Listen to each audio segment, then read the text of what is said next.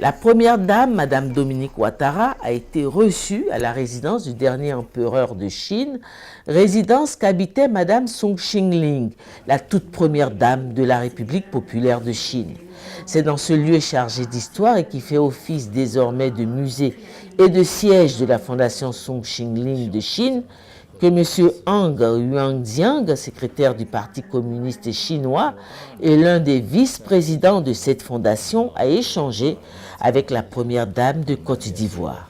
Selon ce vice-président, la Fondation Song Xingling de Chine se donne pour vocation de propager et pérenniser la philosophie de Madame Song Xingling, qui est de défendre la cause des enfants, la culture, l'éducation, la science, l'unification de la Chine, la paix et l'amitié entre les nations.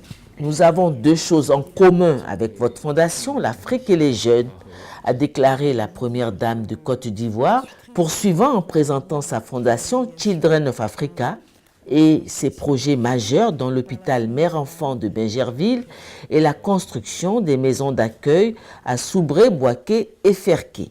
La première dame de Côte d'Ivoire et le vice-président de la fondation ont envisagé ensemble une possible collaboration entre la fondation Children of Africa et la fondation Song Xingling de Chine.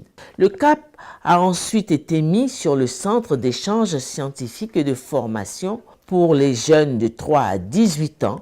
Ce centre est une propriété de la fondation Song Xingling de Chine.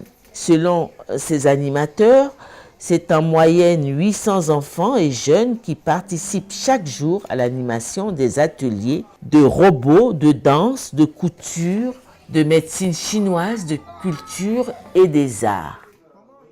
Les enfants, en dehors des heures de classe, viennent apprendre la technologie, l'éducation et la culture.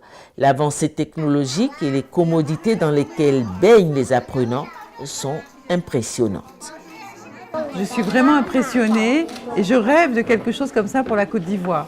Bien sûr, ça demande beaucoup de moyens, mais c'est magnifique et c'est très très bien organisé. Nous avons convenu d'avoir une coopération entre les deux fondations, avec la fondation Song Xingling et la fondation Children of Africa, et je serais ravie, bien sûr, que ça se concrétise.